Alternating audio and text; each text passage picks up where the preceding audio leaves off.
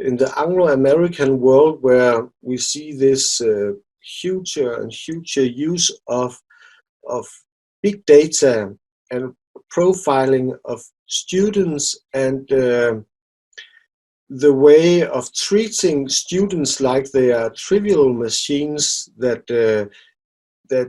AI, the artificial intelligence, can find out how should we frame questions to you, and maybe that can help teachers. But they are also using this about reading face expressions, if you are having the right attitude to the school system and to the teacher, and it is really, really scaring. And Google and other of the big actors from the US and Silicon Valley-based companies are also using this Corona situation to get the market for teaching, and they think that they can do it just online, and then all of us can interact with an artificial intelligence. About this big data thing, we are about to have an article out about it, and when it's out, I will send you a link so you can look at it. It's very, very interesting about this. We have 3 models. This Anglo-American one with big data and the big companies running the show, and then a state model with, like China, where the state and their artificial intelligence are running the teaching, and then this European model about Bildung.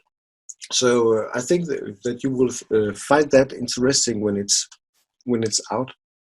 And in Europe, we have this tradition of Bildung. Do you know that concept? Bildung? No. It's a German concept. In Danish, we call it dannelse. So in the northern of Europe, at least, but I guess also down with you, Bildung is the tradition. It started with the printing press, where now people got more knowledge, and then they would also like to taking part in taking decisions, the waking of democracy.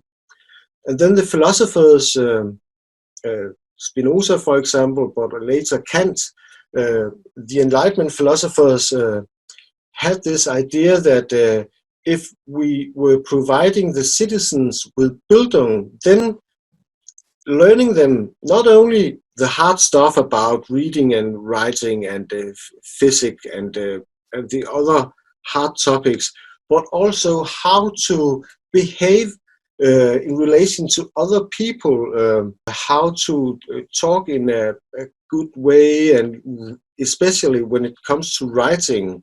If we will have this free speech, they were having this discussion about how to behave yourself. So that is Bildung, both to have knowledge, but also to be very good on socially. Then we will think in Europe that the single citizen, the single person, can decide for himself or herself what would be the best in a situation. We cannot decide what is the best for them, but we can help them do their education to get Bildung, so they can take good decisions for themselves. And in this other way of seeing things from the Anglo-American way with big data and like that, then we will have a machine to decide, and we will not learn people to decide for themselves.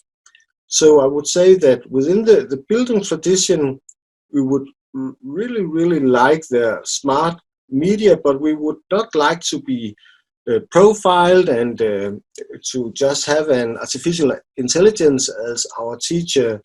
But maybe they can help us doing good teaching, but we will not let them play the main role of teaching. There we would like a teacher, a human being there with the students.